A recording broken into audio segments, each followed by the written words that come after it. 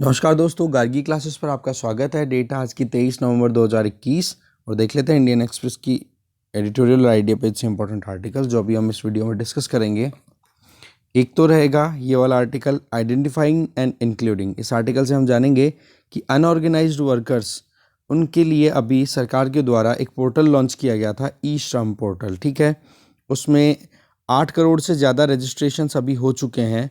तो ये अपने आप में एनकरेजिंग डेटा है कि कैसे भी करके जो इनफॉर्मल सेक्टर में काम करते हैं या जो माइग्रेंट्स हैं उनके लिए गवर्नमेंट अब सुध ले रही है। तो उस पॉइंट ऑफ व्यू से इस आर्टिकल को हम देखेंगे, समरी लेंगे थोड़ी सी।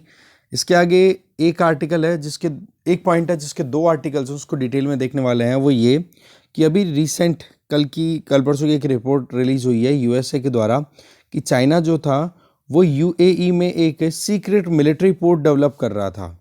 तो उसके बाद में फिर सैटेलाइट इमेजेस से पता पड़ा कि ये चाइना बोल तो रहा है एक नॉर्मल पोर्ट डेवलप करना, नॉर्मल फैसिलिटी डेवलप करना, बट वहाँ पर मिलिट्री एक्टिविटीज़ भी कंटिन्यू कर रहा था सीक्रेटली।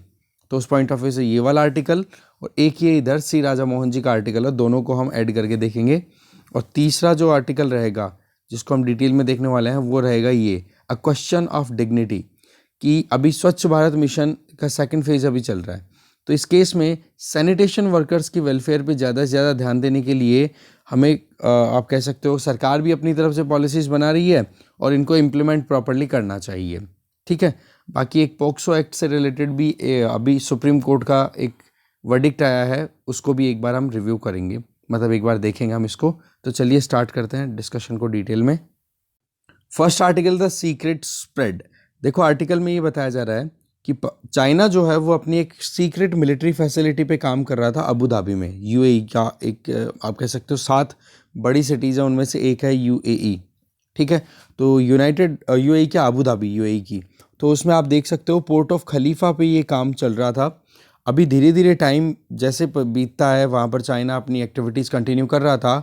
तो फिर उसके बाद में सैटेलाइट फुटप्रिंट्स को जब एनालाइज किया गया तो यूएसए की गवर्नमेंट को ये आइडिया लग गया कि चाइना वहाँ पर मिलिट्री एक्टिविटीज़ को एक्सपेंड करना चाहता है। ठीक है, तो basically the wall street journal में ये रिपोर्ट है, उसी की रिपोर्ट है, उसके बेसिस पे ये रिवील हुआ है। फिर उसके बाद में यूएई की जो सरकार है उनके साथ में यूएसए की बातचीत होती है और तब जा कर के वो मिलिट्री इंफ्रास्ट्रक्चर जो डेवलप हो रही थी उसको रोका जाता है। तो ये अपने आप में आप देख सकते हो कि इग्नोरेंस का एक बहुत बड़ा एग्जाम्पल है।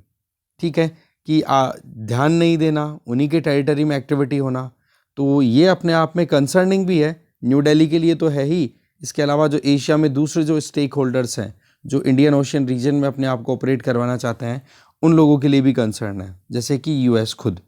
ठीक है, तो ऐसे में 20वीं सेंचुरी की अगर बात करें तो बीजिंग ने हमेशा से फॉरेन मिलिट्री बेसिस बनाने से अपने आप को थोड़ा सा बचाया है कि हाँ हम कैसे भी करके ज़्यादा कोई इन्वॉल्वमेंट नहीं रखेंगे। उन्होंने अब कहते हैं ना कि एक तो एक्सट्रोवर्ड बिहेवियर, एक इंट्रोवर्ड, तो इनका बीजिंग का जो बिहेवियर रहा वो 20वीं सेंचुरी में इंट्रोवर्ड रहा। मतलब हम हमारे बॉर्डर्स में कन्फाइंड रहेंगे, ज़्यादा कुछ हमारी एक्टिविटीज़ रहेगी नहीं, क्योंकि नाम था नेशनल सेंटिमेंट का या फिर सोवरेनिटी का। बट टाइम जैसे जैसे बीतता है, शी जिनपिंग प्रेसिडेंट बन गए और अभी आप देखो कि कितना ज़्यादा चाइना का रोल अलग अलग कंट्रीज़ में अलग अलग तरीके से देखा जा सकता है।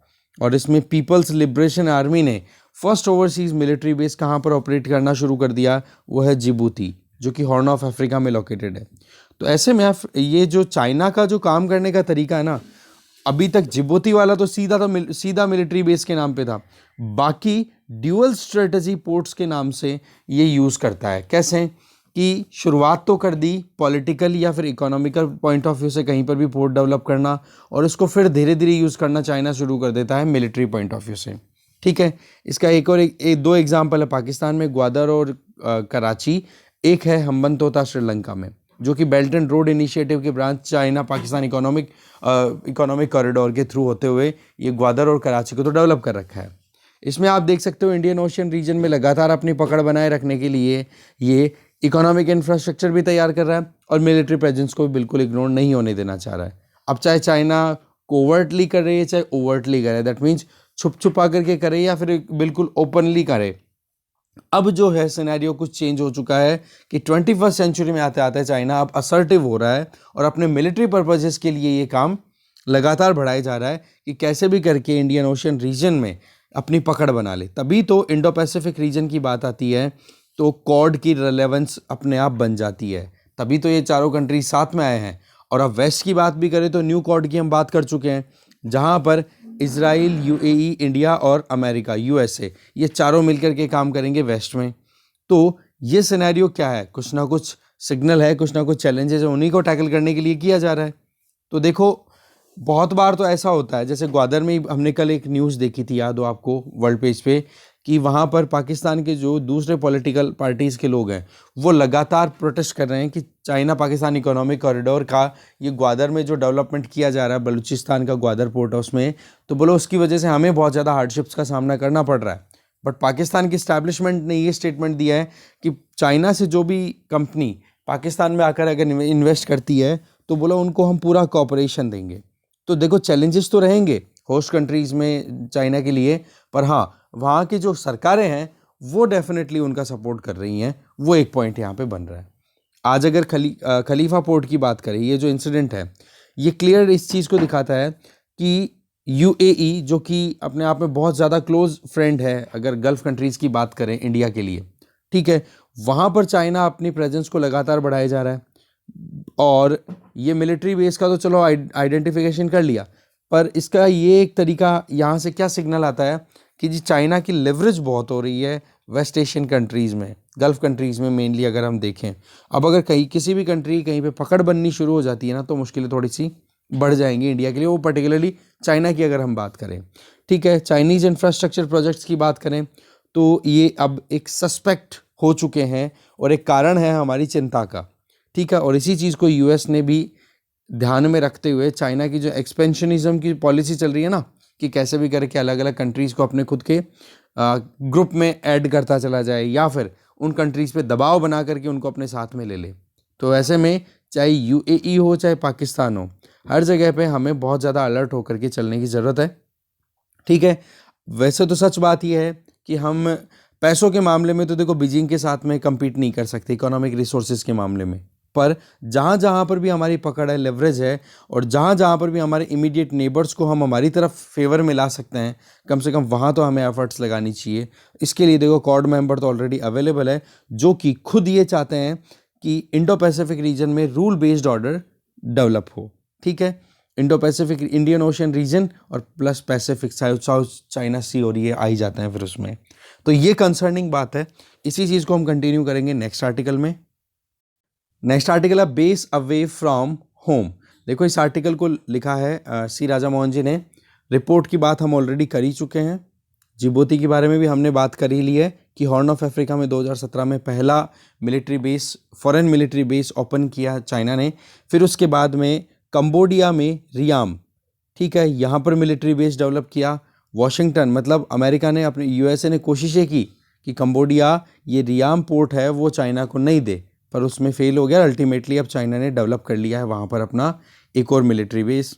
इसके अलावा आज चाइना देखें तो वर्ल्ड की सेकंड लार्जेस्ट इकोनॉमी है, लगातार अपनी जो नेवल पावर है उसको इंक्रीज़ कर रहा है, और जियोपॉलिटिकल एम्बिशंस भी चाइना की अब क्लियर हो रही है कि बहुत कुछ इसके दिमाग में चल रहा है, बहुत कुछ पकड़ बनाना चाहता है। इंडियन ओशियन रीजन में अपनी प्रेजेंस को बढ़ाने की कोई कमी नहीं छोड़ रहा है। और रिसेंटली जो यूएस एनुअल रिपोर्ट आई है चाइनीज़ मिलिट्री पावर को लेकर के, उसमें सीधा सा ये है कि जो पीपल्स लिबरेशन आर्मी है, चाइना की जो आर्मी है, वो लगातार अपने मिलिट्री बेसिस एक्सपेंड कर रही है। म्यांमार, थाईलैंड, श्रीलंका, इनकी बात करें, ये तीनों तो बे ऑफ बंगाल से एसोसिएटेड है। कल हमने बिम्स्टेक कंट्रीज़ की बात की थी, 7 कंट्रीज़ का ये ग्रुप है। इसमें ये 3 तो बे ऑफ बंगाल से एसोसिएटेड है, जहाँ पर इंडिया की पकड़ होनी चाहिए, राइट। उस वाले एरिया में भी लगातार पकड़ बना रहा है। इसके अलावा इंडिया से वेस्ट में अगर हम जाएं तो आप अफ्रीकन कंट्रीज़ में पहुंच जाओ, नामीबिया, सिसिल्स, तंजानिया, और यूएई की बात हमने अभी करी ली, यहाँ पर भी अच्छी खासी पकड़ बना रखी है। पाकिस्तान, ये तो इसको तो हम इग्नोर कर ही नहीं सकते। चाइना पाकिस्तान इकोनॉमिक कॉरिडोर, जो कि बेल्ट एंड रोड इनिशिएटिव का एक पार्ट है, जिसमें लगभग $60 बिलियन का इन्वेस्टमेंट चाइना कर रहा है, ठीक है। तो ये आप देख सकते हो कि चाइना पाकिस्तान के बीच में जो पॉलिटिकल कन्वर्जेंस और साथ में मिलिट्री एंगेजमेंट है वो भी बढ़ती चली जा रही है। और चाइनीज़ नेवल पावर की अगर बात करें तो उसको अभी इंडियन ओशियन में अगर कोई चैलेंज करे तो उसके लिए इंडिया को अपने आप को अपने आप को बहुत ज़्यादा प्रिपेयर करने की ज़रूरत है। और इंडियन ओशियन में लगातार अपने मिलिट्री प्रेजेंस को ही कंटिन्यू कर रहा है चाइना।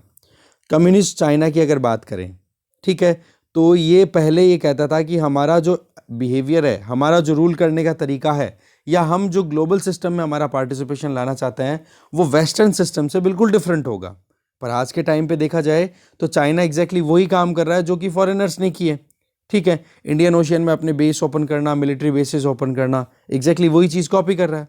तो कोई ज़माना था जब चाइना एक डिफेंसिव पावर हुआ करता था और अब एक असर्टिव पावर होता चला जा रहा है।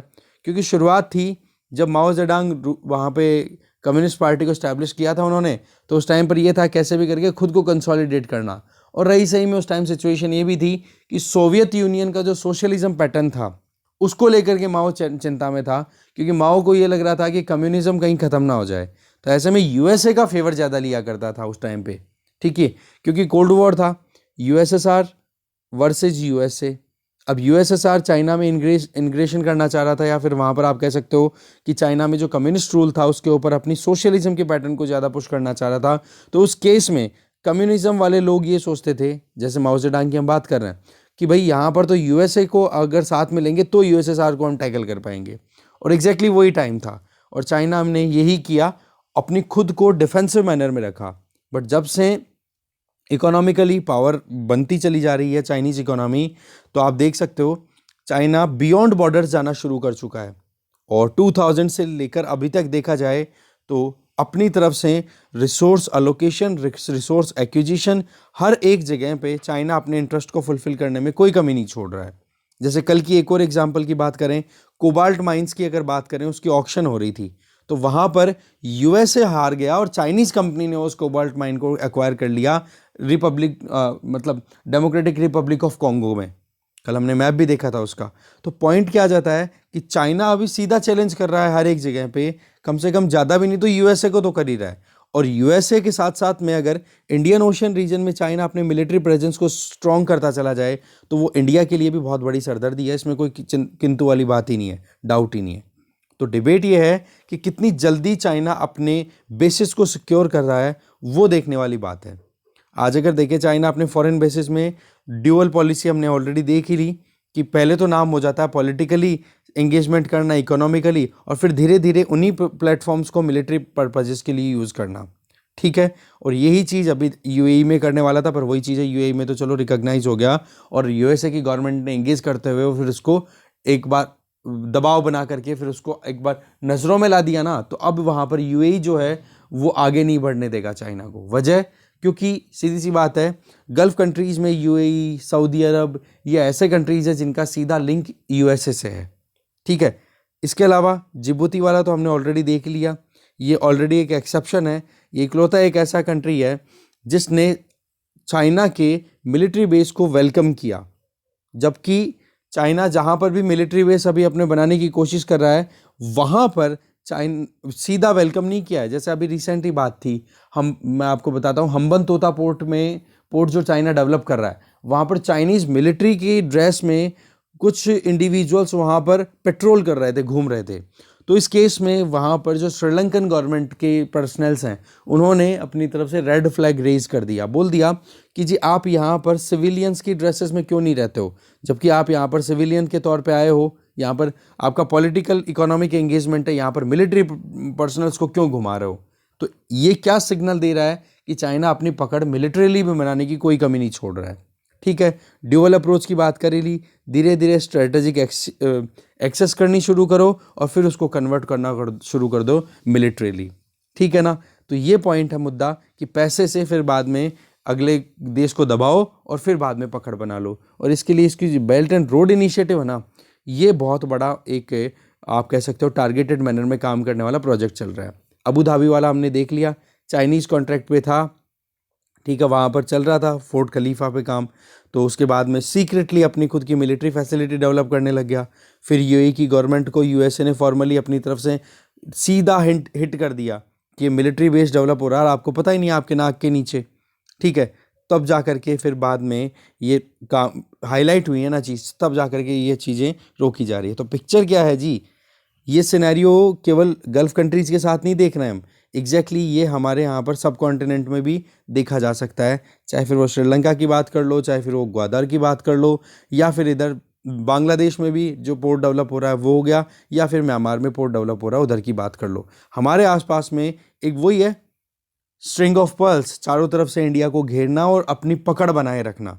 तो इंडिया के लिए तो ये बहुत बड़ा चैलेंज है, अपने खुद के ही टफ या फिर प्लेग्राउंड में इस तरीके से चाइना चैलेंजिंग टास्क क्रिएट कर रहा है इंडिया के लिए।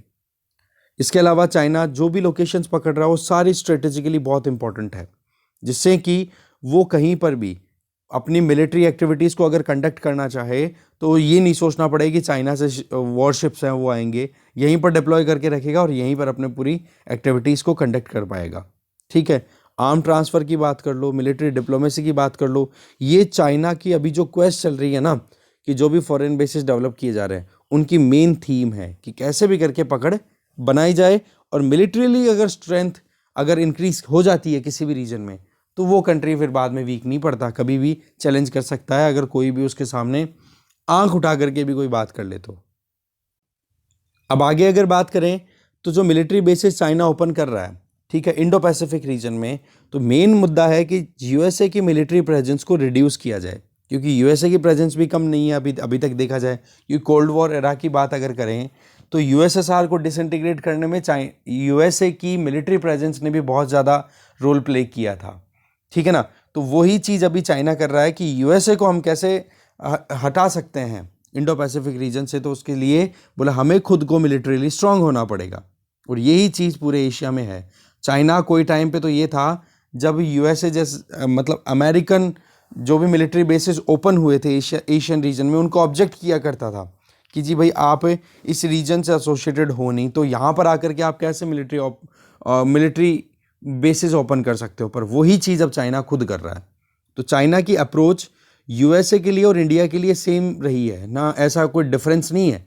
बस कैसे भी करके इंडियन ओशन में अपनी पकड़ बनाना और इस तरीके की एक्टिविटीज़ करना जिससे कि यूएसए तो वीक हो ही पर इंडिया को भी कम चैलेंज ना मिले। ठीक है, इसके लिए आप देख सकते हो कि कुछ सिमिलैरिटीज़ हमें देखने को मिलती है। ठीक है, चाइना को मतलब चाइनीज़ और इंडियन पोजीशन को लेकर के कि कोई भी फॉरेन मिलिट्री बेस अगर इंडिया के आसपास में या चाइना के आसपास में खुले तो दोनों के दोनों ऑब्जेक्ट किया करते थे। तो second half of 20th century उस टाइम पर तो दिल्ली और बीजिंग दोनों के दोनों कैसे थे, दिल्ली भी हम भी कैसे थे भाई, हमारी इकोनॉमी भी इतनी ज़्यादा लिबरल थी नहीं, हम ये क्लोज इकोनॉमी हुआ करते थे, ज़्यादा कुछ एंगेजमेंट थी नहीं, ग्लोबलाइजेशन इतना पीक पे था नहीं, न्यूली इंडिपेंडेंट कंट्रीज़ थे हम लोग। तो इस केस में तो वहाँ पर तो देखो कन्वर्जेंस थी, और इंडियन ओशियन में भी अगर कोई कुछ एक्टिविटी होती थी तो दोनों मिलकर के ऑब्जेक्ट किया करते थे। पर आज की परिस्थिति अगर देखें तो वहाँ पर चाइना खुद असर्टिव हो रहा है ना, वो इंडिया के लिए बहुत बड़ा चैलेंज साबित हो रहा है। ठीक है, तो ऐसी सिचुएशन है। माओ जेडांग वाला मुद्दा मैं आपको बता ही चुका हूँ पहले कि यूएस मिलिट्री प्रेजेंस हो गई उसको लेकर के अपनी, क्योंकि कम्युनिस्ट रेवोल्यूशन में लगा हुआ था माओ जेडांग, तो रही सही में माओ का ये दिमाग था कि यूएसए की मिलिट्री प्रेजेंस से चैलेंज तो है एशिया को, पर सोवियत सोशलिज्म का जो एक एटीट्यूड चल रहा था जिसमें कि इंपीरियलिज्म की ही एक का कह सकते हो लाइन पे काम कर रहा था यूएसएसआर, कि कैसे भी करके गुलाम बना लिया जाए। और जापान भी अपनी मिलिट्री को लगातार एक्सपेंड करता चला जा रहा था। ठीक है, क्योंकि मंचूरिया वाला एक्सपीरियंस इनका रह चुका था सेकेंड वर्ल्ड वॉर के टाइम पे, बहुत बुरे तरीके से जापान ने अटैक किया था। तो मुद्दा क्या निकल के आ जाता है कि हर तरीके से चाइना जो है वो अंदर ही अंदर खुद को भी डेवलप करना चाह रहा था, स्ट्रांग बनाना चाह रहा था, पर बाहर से जो अटैक होने के डर थे जापान से और रशिया से, तो उनको भी टैकल करने के लिए फिर एक ही ऑप्शन बच गया कि बोले क्यों ना हम अमेरिका के साथ में कन्वर्जेंस रखें, एंगेजमेंट रखें। पर आज एक अपने आप में पॉलिटिकल और इकोनॉमिक पावर बन चुका है, तो इस केस में अब अपनी एम्बिशंस को पूरा करने के लिए उसी अमेरिका को चाइना बाहर भगाना चाहता है। ठीक है, अब फॉरेन मिलिट्री बेसिस अगर कहीं पर भी हो तो चाइना पॉलिटिकल कंटेक्स्ट में बहुत ज़्यादा देखता है, और मिलिट्री वाला स्ट्रेटेजिक इंपॉर्टेंस वाली बात हम ऑलरेडी कर ही चुके हैं। फॉरेन मिलिट्री बेसिस जो हैं वो इंडिया की बात करें तो इंडिया हमेशा से देखो नॉन अलाइनमेंट मूवमेंट का पार्ट रहा है। अब अभी जाकर के थोड़ा सा अपनी क्लियरेंस आई है कि हाँ जी हम नेम को थोड़ी सी कम इम्पोर्टेंस देने लग गए हैं, और कह सकते हैं ना सीधा इंगेज करते हैं आजकल, क्योंकि फ़र्क बहुत हो चुका है टाइम में। पहले हम न्यूली डेवलप्ड कंट्री थे, साथ में गुलामी की बेड़ियों से अभी छूटे ही थे, सही है। और दूसरा, दो धड़ों के अंदर पूरा वर्ल्ड डिवाइड हो चुका था। तो उस केस में इंडिया जैसे कंट्रीज ने सोचा कि बोला किसी भी एक को ज्वाइन कर लेंगे तो ये कोई भी हमें फिर से गुलाम बना लेगा। तो वो टाइम अलग था। आज की परिस्थिति ऐसी है कि इंडिया एक, कह सकते हो, वर्ल्ड में कोई भी इंपॉर्टेंट और डिसीजन मेकिंग की बात होती है ना, तो इंडिया को एंगेज करना अब कोई भी कंट्री इग्नोर नहीं करना चाहता, इंडिया को एंगेज तो जरूर करवाता है। तो इस केस में नॉन अलाइनमेंट मूवमेंट की अगर बात करें, जब इंडिया नैम में बहुत एक्टिवली पार्टिसिपेट किया करता था, वो टाइम अलग था। तो उस टाइम पर इंडिया और ये नैम जो कंट्रीज थे, वो उसी कंट्री को नैम में एंट्री देते थे जो जिनके यहाँ पर कोई फॉरेन मिलिट्री बेस नहीं हो। सीधी सी बात है, यूएसए और यूएसएसआर का सीधा इन्वॉल्वमेंट जिस भी कंट्री में नहीं था, उसी को नैम का मेंबर बनाया जाता था, ठीक है। और यही सिचुएशन थी, और इंडिया ने अपनी इंडिपेंडेंस के बाद में इसी चीज़ को कंटिन्यू किया। और साथ में जो मिलिट्री नेटवर्क था, इवन जो ब्रिटिश राज के टाइम पे इंडिया में मिलिट्री नेटवर्क डेवलप हुआ था, उसको भी डिसमेंटल कर दिया था कि हमें नहीं चाहिए, हमें किसी भी ग्रुप में नहीं ज्वाइन करना है, हमें हमारा इंडिपेंडेंटली काम करना है। तो ये सिचुएशन थी 20वीं सेंचुरी की। पर जैसे ही हम 21st सेंचुरी में एंटर हो चुके हैं, तो देखो फर्स्ट डिकेड में तो इतना ज़्यादा कुछ हमने किया नहीं, पर अभी की बात करें, जो सेकंड डिकेड चल रहा है 21st सेंचुरी का, पिछले कुछ सालों में, तो इंडिया अपनी मिलिट्री डिप्लोमेसी को लगातार राइज कर रहा है, इसमें कोई कमी नहीं है। और इसका लेटेस्ट एग्जांपल आपको पता ही है, क्वाड तो है ही, बाकी दूसरे कंट्रीज के साथ में मिलिट्री एक्सरसाइज, जैसे मालाबार एक्सरसाइज 1992 से शुरू हो गई थी, पर अभी आप देख सकते हो कि मालाबार एक्सरसाइज में ऑस्ट्रेलिया, जापान, यूएस और इंडिया चारों की नेवी पार्टिसिपेट करती है, ठीक है। इसके अलावा आप देखो सिंगापुर के साथ में, या फिर जो भी आप कह सकते हो लिबरल डेमोक्रेटिक कंट्रीज है, उनके साथ में इंडिया अपनी एंगेजमेंट को बिल्कुल कम नहीं होने देना चाह रहा। इजराइल के साथ में हमारी क्लियर रिलेशनशिप हमारी निकल के आ रही है। तो पॉइंट क्या आ जाता है कि पहले की जो सिचुएशन थी उससे इंडिया अभी बाहर निकल चुका है, और नए गियर में, नए सिस्टम में अभी अपनी स्ट्रेटेजिक एक्टिविटीज़ को बढ़ा रहा है, राइट। और इसी के चलते इंडो पैसिफिक रीजन में भी अब अपना की रोल प्ले कर रहा है, ठीक है। इसके अलावा दिल्ली अब एफर्ट कर रहा है कि कैसे भी करके अपनी फ्रेंडली स्टेट्स के साथ में नेगोशिएट करें, ठीक है, इंडियन ओशन में भी और इंडियन ओशन के बाहर भी, ठीक है। इसके लिए यूएस तो है ही, बाकी यूएसए के अलावा भी जो रीजनल अलाइज हैं, जैसे आजकल ऑस्ट्रेलिया से हमारे रिलेशनशिप कितने पीक पे चल रहे हैं, ठीक है ना, वो इन्हीं चीज़ों की वजह से है, क्योंकि अभी हम एक्टिवली पार्टिसिपेट करना चाह रहे हैं वर्ल्ड पॉलिटिक्स में, ठीक है। तो चाइना की जो मिलिट्री पॉलिसी, अगर उसको हम कंटेन करना चाहे, या ज़्यादा भी नहीं, हम एक डेटरेंस क्रिएट करें, तो इसके लिए इंडिया को हमें मतलब बहुत ही ज़्यादा असर्टिव करना होगा। और ये सीरियस प्रॉब्लम है, चाइना जो कुछ भी कर रहा है अभी, वो चीज़ें हम इसको बिल्कुल भी इग्नोर नहीं कर सकते। तो लाइक माइंडेड कंट्रीज़, देखो सीधी सी बात है, अगर इस तरीके से चाइना अपनी असर्शन करेगा, तो डेफिनेटली इंडिया ही नहीं, बाकी दूसरे कंट्रीज़ को भी प्रॉब्लम होगी, जो कि अपनी इंडिपेंडेंस और अपने सही तरीके से ज़िंदगी जीना चाहते हैं, सही कंटिन्यू करना चाहते हैं। तो उनके साथ में अपनी लाइक माइंडेडनेस के बेसिस पे कन्वर्जेंस ला करके और चाइना के अगेंस्ट में एक पूरा ग्रुप बनाया जा सकता है। और वैसे इस चीज़ में इंडिया पीछे नहीं है, काम भी कर रहा है। ओके, आगे चलते हैं। नेक्स्ट आर्टिकल है क्वेश्चन ऑफ डिग्निटी। इस आर्टिकल को देखो यहाँ पर लिखा है आदित्य भोल ने। देखो कोविड-19 पेंडेमिक की बात करें तो फ्रंट लाइन वर्कर्स में जो आप कह सकते हो सैनिटेशन वर्कर्स थे, इनका रोल बहुत ज़्यादा था।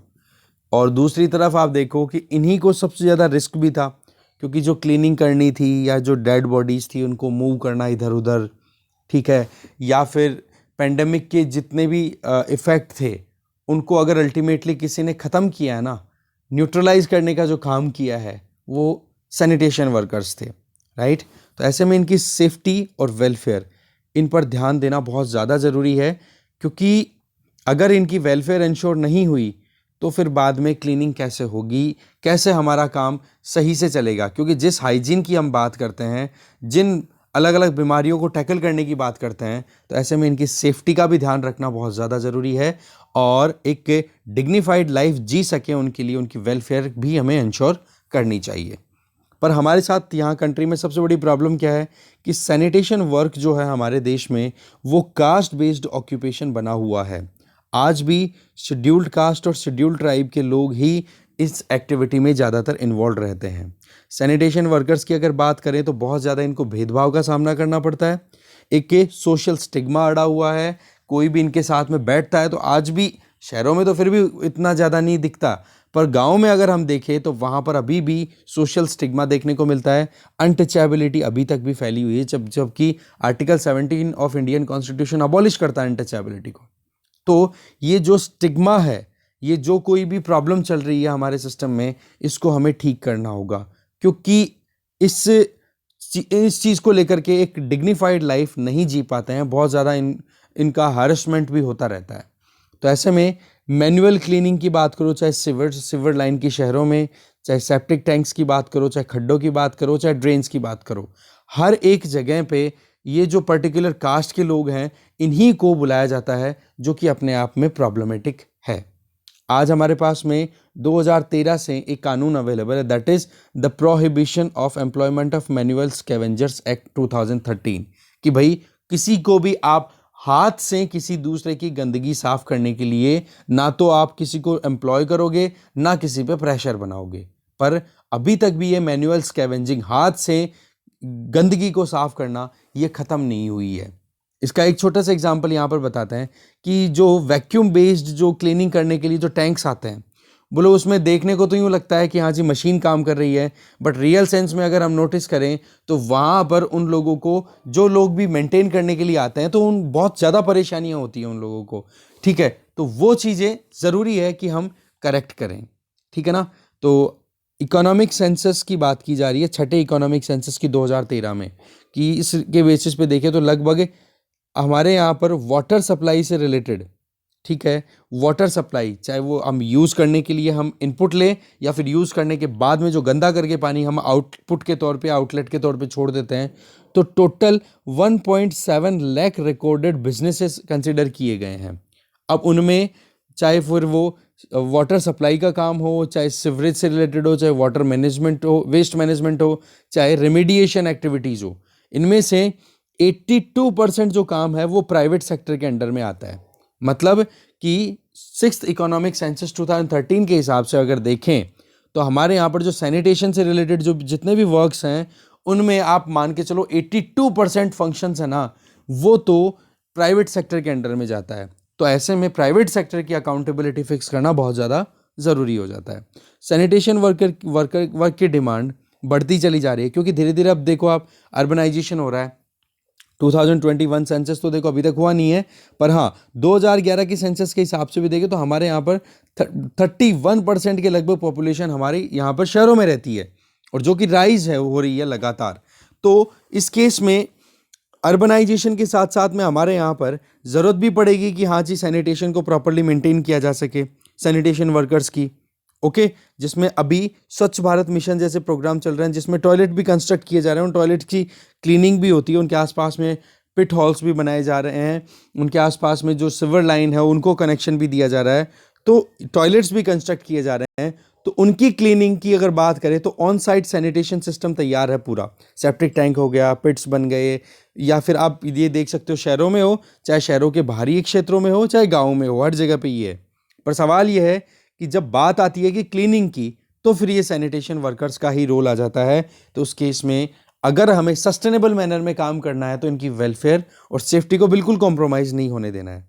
स्वच्छ भारत मिशन ही नहीं, जो अमृत मिशन भी चल रहा है, जिसमें Atal mission for rejuvenation and urban transformation, जिसमें 500 सिटीज़ पे फोकस किया है। वैसे तो हमारे यहाँ पर टोटल स्टैट्यूटरी टाउन्स कितने हैं, 4041, ठीक है, 4041, उनमें से 500 सिटीज़ पर फोकस किया जा रहा है, जहाँ पर इनएडिक्वेट सिवरेज नेटवर्क है, या फिर जो जहाँ पर ट्रीटमेंट प्लांट्स की फैसिलिटी प्रॉपर नहीं है, तो वो चीज़ें अवेल कराना, ठीक है, टॉयलेट्स का कंस्ट्रक्ट करना, सिवर लाइन को प्रॉपरली मेंटेन करना।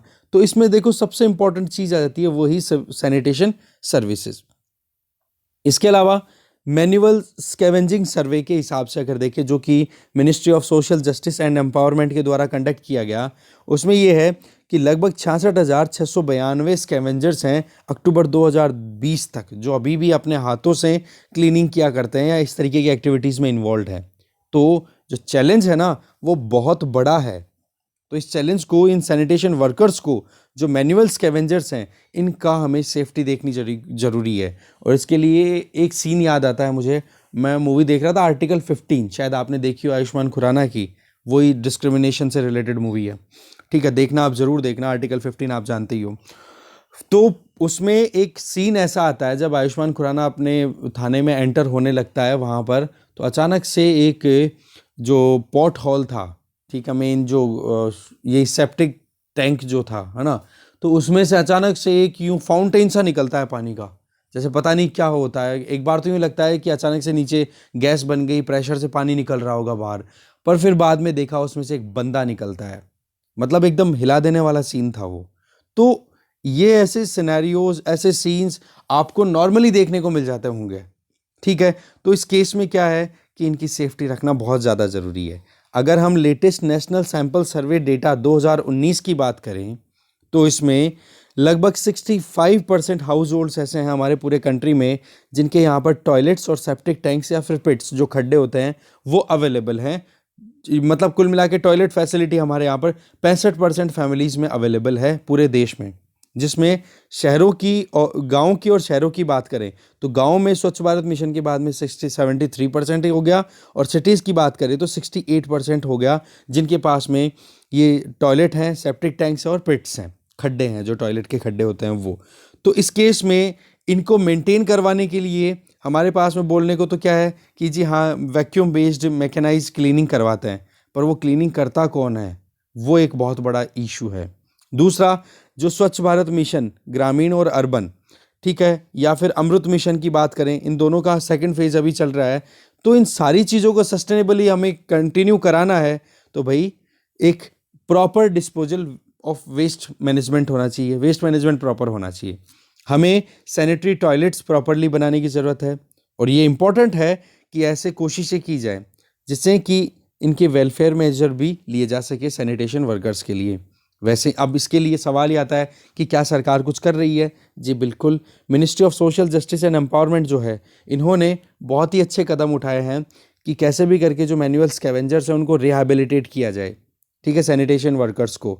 इसके लिए self employment scheme for rehabilitation of manual scavenger, ये स्कीम कंडक्ट करा रखी है, जिसमें वन टाइम कैश असिस्टेंस दिया जाता है, और लोन की ज़रूरत है उनको कोई भी एक्टिविटी करने के लिए। मान लो मशीन परचेज करनी है उनको, तो कंसेशनल रेट्स के ऊपर उनको लोन दिया जाता है, सब्सिडी दी जाती है, और साथ में स्किल डेवलपमेंट और ट्रेनिंग भी टाइम टाइम पे दी जाती है। तो पहला काम तो ये हो गया सरकार के द्वारा।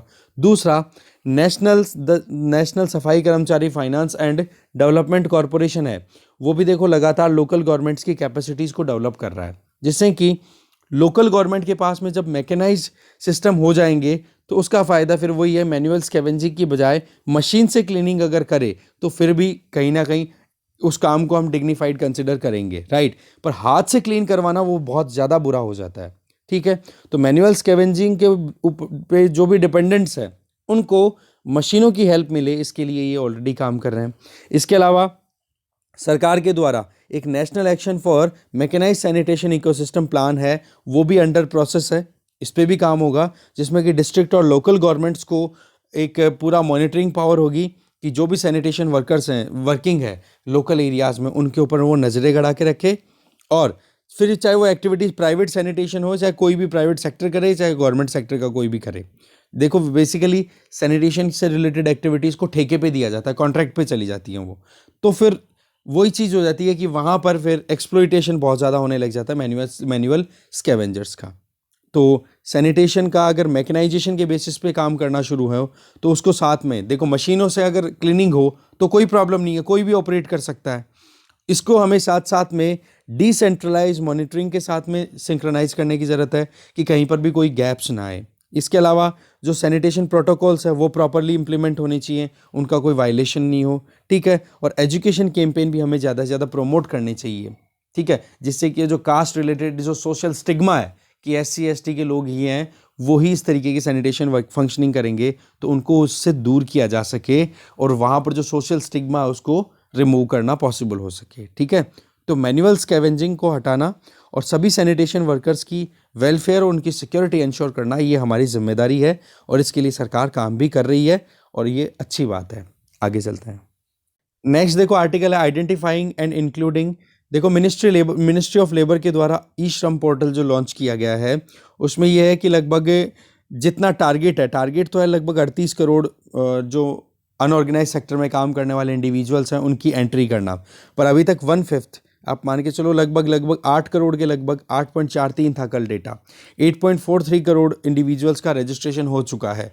तो ये अपने आप में बहुत ही ज़्यादा ज़रूरी चीज़ थी कि कम से कम एक डेटा तो हमारे पास में अवेलेबल हो रियलिटी का, कि भाई कितने माइग्रेंट्स हैं, कितने अनऑर्गेनाइज सेक्टर में काम करने वाले लोग हैं, क्योंकि उन लोगों की भी डिग्निफाइड ज़िंदगी जीने के लिए सोशल सिक्योरिटी अवेलेबल होनी चाहिए। या फिर कोविड की वजह से जिस तरीके से रिवर्स माइग्रेशन देखने को मिला था, उस टाइम पर उनकी वेलफेयर इंश्योर करने में बहुत मुश्किलें आई थी, ठीक है ना। तो ऐसे में हमारे कंट्री की जो लेबर फोर्स है उसका 90% पार्ट है वो अनऑर्गेनाइज सेक्टर में काम करता है, इनफॉर्मल सेक्टर में काम करता है। तो उस केस में हमें उनको रिकॉग्नाइज करना ज़रूरी है, उनके लिए बेनिफिट्स देने ज़रूरी है, और इसके लिए ई श्रम पोर्टल बहुत ही अच्छी बात है। फिर इसके अलावा सरकार का ये भी कहना है कि जी हमने ये ई श्रम पोर्टल के साथ साथ में एक पोर्टल पे और काम कर रहे हैं, दैट इज़ उन्नति पोर्टल। इससे क्या होगा कि जो अनऑर्गेनाइज सेक्टर में जो लोग भी काम कर रहे हैं उन लोगों को जॉब मैचिंग के लिए एनरोल कर दिया जाएगा, कि वो जिस काम को जानते हैं उस तरीके के काम कहाँ पर अवेलेबल है, जिससे कि उनको जॉब के लिए इधर उधर परेशान नहीं होना पड़ेगा, ठीक है। तो ये भी अपने आप में एक अच्छी बात है। बट सवाल राइटर एडिटर है लास्ट में एक ही उठाते हैं कि आपकी जो काम करने की जो इंटेंट है वो तो बहुत बढ़िया है, पर इस इंटेंट को इम्प्लीमेंट भी करोगे तब मज़ा आएगा। नहीं तो क्या है, बातें बहुत होती रहती हैं, बातों में कोई मतलब वाली चीज़ नहीं है जब तक आप ग्राउंड में इन चीज़ों को इम्प्लीमेंट नहीं करोगे, ठीक है ना। आगे चलते हैं।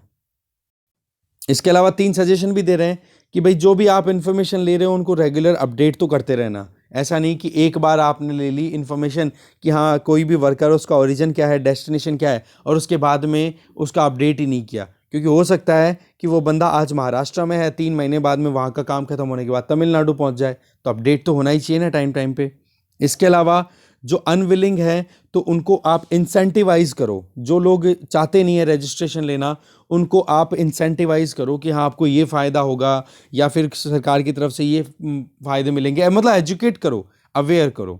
इसके अलावा एलिजिबिलिटी क्राइटेरिया है उसको भी हमें थोड़ा सा वाइडन करने की ज़रूरत है, जिससे कि ज़्यादा से ज़्यादा लोगों को हमें इंटीग्रेट कर सके इस स्कीम के तहत।